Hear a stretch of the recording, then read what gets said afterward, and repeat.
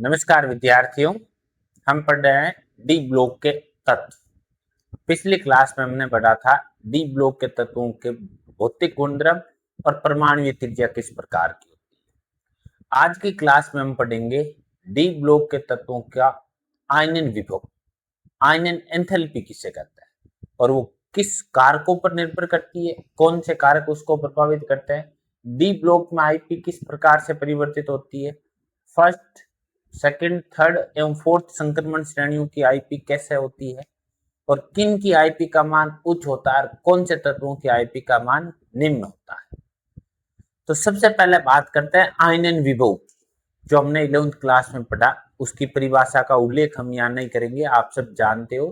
किसी भी उदासीन परमाणु के, किसी भी संक्रमण तत्व के संयोजी कोष में से एक इलेक्ट्रॉन को हटाने के लिए, एक इलेक्ट्रॉन को निकालने के लिए जिस ऊष्मा की हमें आवश्यकता होती है, उस ऊष्मा को कहा जाता है आयनन एंथैल्पी, आयनन विभव। परिभाषा के तौर पर हम अभिक्रिया लिख सकते हैं। ये कह सकते हैं कोई संक्रमण धातु है, धातु के लिए हमने ये कह दिया एन, जो डी ब्लॉक का तत्व है, कोई धातु है जो ठोस अवस्था में, इसको आपने दी ऊष्मा, ठीक है। ऊष्मा दी तो इस धातु से बन जाएगा आपका धातु आयन, ठीक है, और इसमें से एक इलेक्ट्रॉन निकल जाएगा बाहर। तो इस इलेक्ट्रॉनों को निकालने के लिए जो हमने ये ऊष्मा दी, इस ऊष्मा के मान को कहा जाता है आयनन एंथैल्पी, आयनन विभव, जिसको हम प्रदर्शित कर सकते हैं आईपी के द्वारा। तो परिभाषा क्या बन गई, किसी संक्रमण तत्व में से या किसी धातु में से एक इलेक्ट्रॉन निकालने के लिए आवश्यक ऊष्मा को कहा जाता है आयनन विभव या आयनन एंथैल्पी।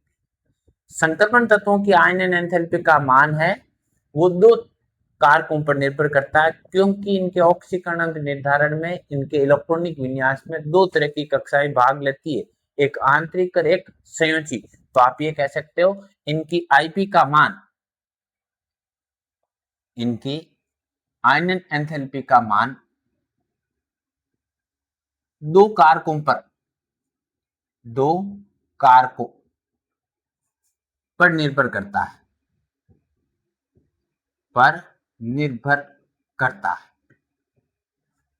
और वो दो कारक की अगर हम बात कर ले तो वो दो कारक कौन से? तो नंबर एक तो कह सकते हो आप प्रभावी नाभिकीय आवेश, और दूसरा कारक कौन सा है? परिरक्षण प्रभाव, सराउंडिंग इफेक्ट। ये दोनों कारक प्रभावित करते हैं। कैसे प्रभावित करते हैं? तो पहली बात कर दी नंबर एक पर, प्रभावी नाभिकीय आवेश।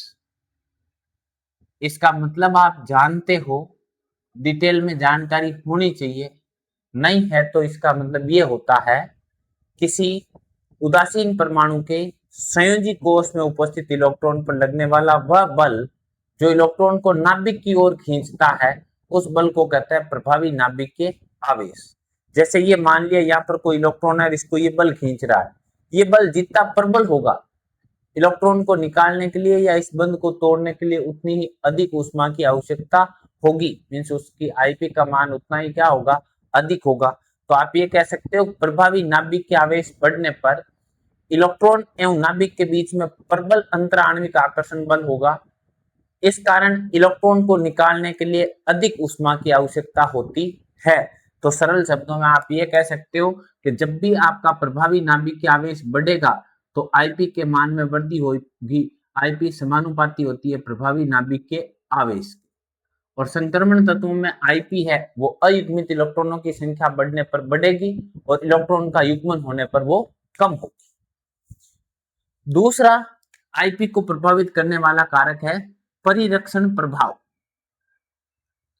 परिरक्षण प्रभाव, सराउंडिंग इफेक्ट।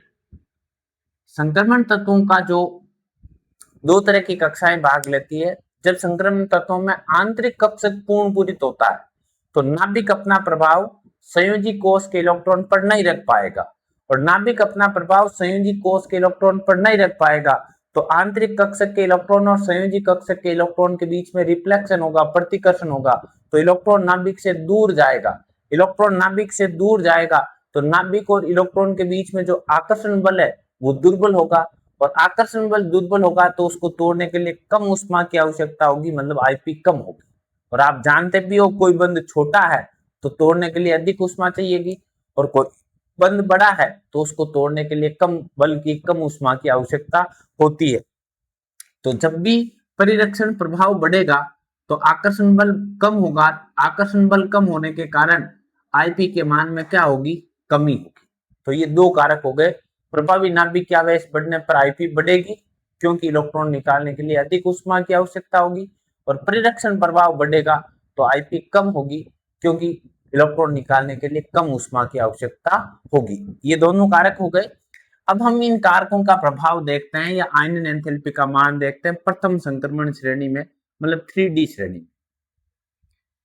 प्रथम संक्रमण श्रेणी में आईपी किस प्रकार से परिवर्तित होती है। तो प्रथम संक्रमण श्रेणी में कौन कौन से तत्व आते हैं कि प्रथम संक्रमण श्रेणी है वो स्कैंडियम से शुरू होती है और जिंक तक चलती है। कौन कौन से तत्व है, तो scandium, titanium, vanadium, chromium, manganese, iron, cobalt, निकल, कॉपर और जिंक। ये परमाणु क्रमांक 21 से लेकर के कहां तक के तत्व है, 30 तक के तत्व। अब इन पर प्रभावी नाभिक आवेश परिरक्षण प्रभाव पड़ने से पहले हमारे जानकारी में होना चाहिए इनका क्या, इलेक्ट्रॉनिक विन्यास। क्या जानकारी में होना चाहिए, इलेक्ट्रॉनिक विन्यास कैसा होता है। तो अगर इनके इलेक्ट्रॉनिक विन्यास की बात करें तो स्कैंडियम के परमाणु क्रमांक 21 होता है, आर्गन 3D1 4s2, दोनों कक्षाएं देख लो।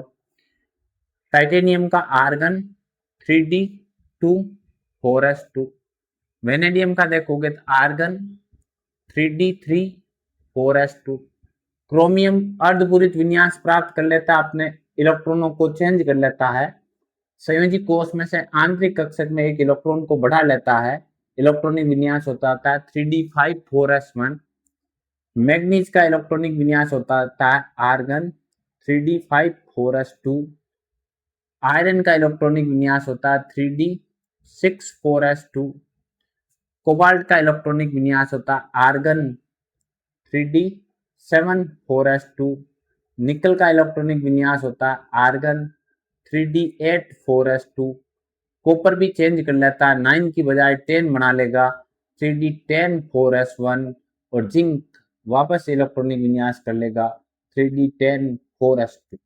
ये हुआ इन तत्वों का इलेक्ट्रॉनिक विन्यास। अब इस प्रथम संक्रमण श्रेणी में प्रभावी नाभिक आवेश से परिरक्षण प्रभाव कैसा है, कौन सा का मान ज्यादा है और कौन से का मान कम है, उनका उल्लेख करते हैं। प्रभावी नाभिक आवेश से परिरक्षण प्रभाव, इन दोनों की बात करें तो ये देखो, हमने कहा प्रभावी नाभिक आवेश कब बढ़ता है, जब आंतरिक कक्षक में अयुग्मित इलेक्ट्रॉनों की संख्या बढ़ती है। तो हम कह सकते हैं कि स्कैंडियम से लेकर के मैग्नीज तक, स्कैंडियम से लेकर के मैग्नीज तक, स्कैंडियम से मैग्नीज तक जाओगे तो यहाँ पर प्रभावी नाभिक आवेश का मान, प्रभावी नाभिक आवेश का मान जेड इफेक्टिव का मान है। हम ये कह सकते हैं कि प्रभावी नाभिक आवेश का मान है वो परिरक्षण प्रभाव की तुलना में क्या होता है, प्रभावी होता है, अधिक होता है। और प्रभावी नाभिक आवेश का मान प्रभावी क्यों होता है या अधिक क्यों होता है, क्योंकि अयुग्मित इलेक्ट्रॉन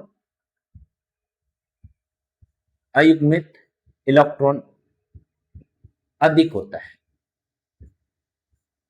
अयुग्मित इलेक्ट्रॉन है वो क्या होता है, अधिक होता है। जब अयुग्मित इलेक्ट्रॉनों की संख्या बढ़ेगी तो प्रभावी नाभिक आवेश क्या होगा, प्रभावी होगा। फिर अगले 3 तत्वों की बात करें, कौन से 3 तत्वों की, आयरन, कोबाल्ट और निकल, मींस आयरन से निकल तक। यहां पर देखोगे तो इन तीनों तत्वों में जितना प्रभावी नाभिक आवेश होता है उतना ही परिरक्षण प्रभाव होता है। प्रभावी नाभिक आवेश से परिरक्षण प्रभाव दोनों का मान समान होगा क्योंकि युग्मित और अयुग्मित इलेक्ट्रॉनों की संख्या समान होती है। फिर आप लास्ट में देखोगे कॉपर और जिंक में, Cu और Zn में, कॉपर और जिंक में, यहां पर प्रभावी नाभिक आवेश की तुलना में, प्रभावी नाभिक आवेश की तुलना में परिरक्षण प्रभाव है वो प्रभावी होता है, परिरक्षण प्रभाव उच्च होता है।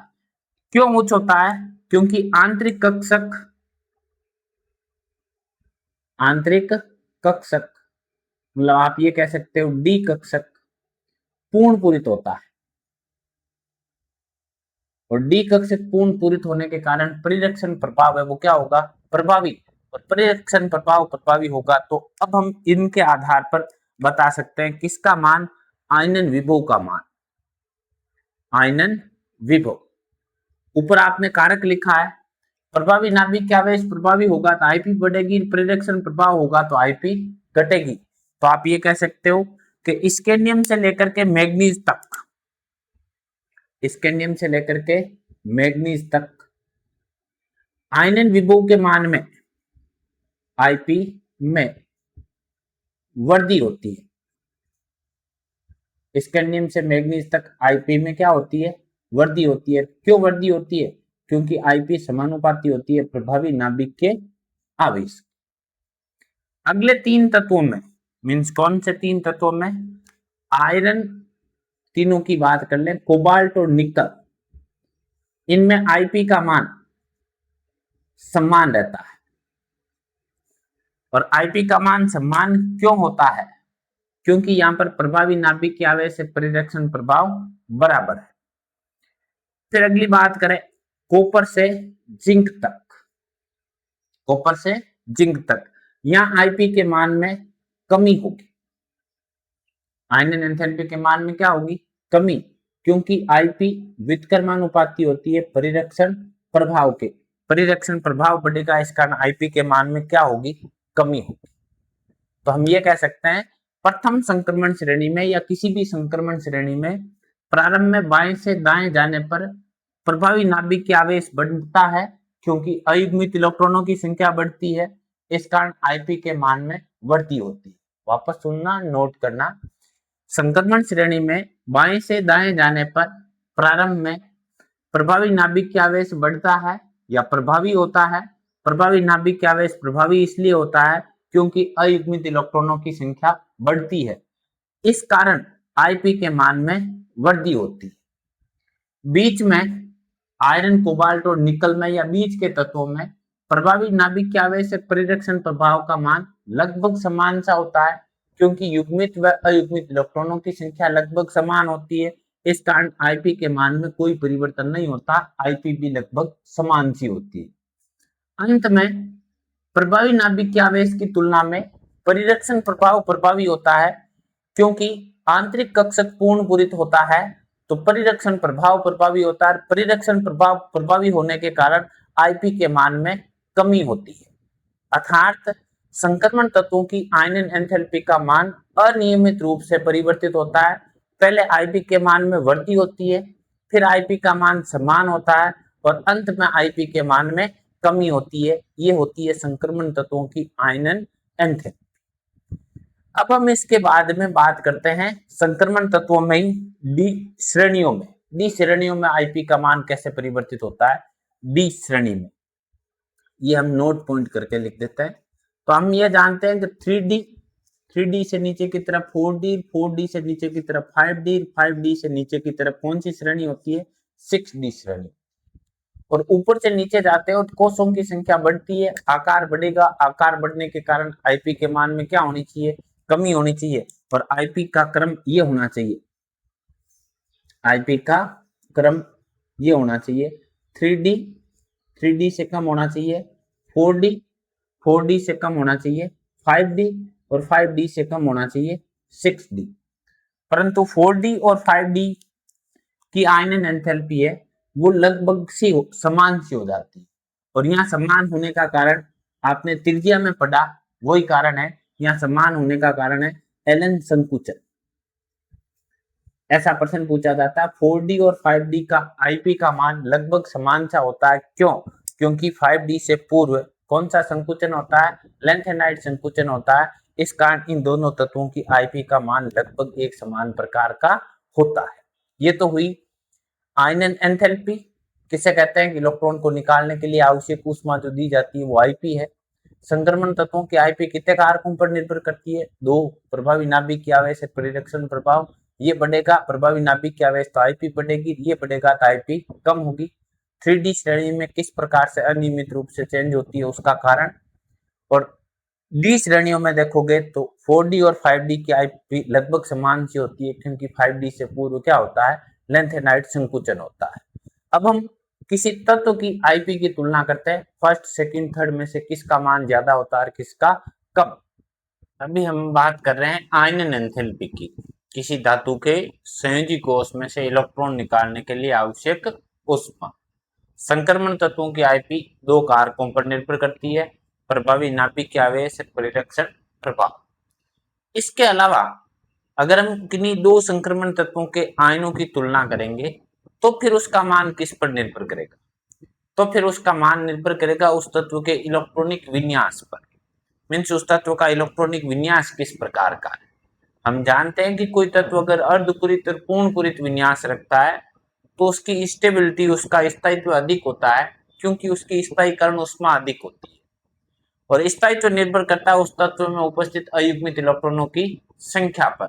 जितने ज्यादा अयुग्मित इलेक्ट्रॉन होंगे उतना ही उसका स्थायित्व अधिक होगा, या फिर सारे के सारे इलेक्ट्रॉन युग्मित अवस्था में है तो उसका स्थायित्व अधिक होगा। तो जो स्थायी विन्यास रखेगा उनकी आईपी का मान होगा अधिक, जो स्थायी विन्यास नहीं रखेगा उनकी आईपी का मान होगा कम। मीन्स अर्धपूरित एवं पूर्णपूरित कक्षकों की आईपी सामान्य कक्ष की तुलना में उच्च होगी, अधिक होगी।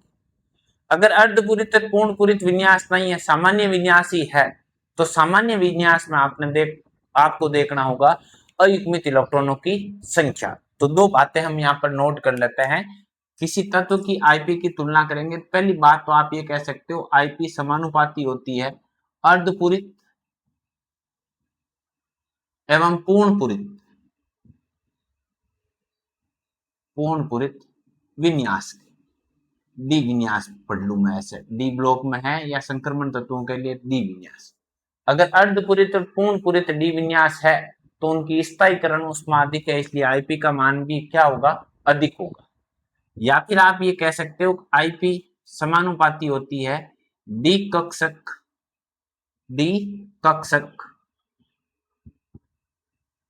में उपस्थित अयुग्मित इलेक्ट्रॉन। ये दो बातें आपको जानकारी में रखनी है, तो आप आराम से किन्हीं तत्वों की आईपी की तुलना कर सकते हो। जैसे हम एक तत्व लेते हैं पहले क्रोमियम, ठीक है, क्रोमियम से बनाया Cr+1, +1 से बनाया Cr+2, +2 से बनाया Cr+3। ये क्रोमियम के अलग अलग आईपी। एक इलेक्ट्रॉन निकालोगे तो वो फर्स्ट आईपी, ये इसकी कहलाएगी फर्स्ट आईपी। दूसरा इलेक्ट्रॉन निकालोगे तो ये इसकी कहलाएगी सेकंड आईपी, और तीसरा इलेक्ट्रॉन निकालोगे तो ये इसकी कहलाएगी थर्ड आईपी।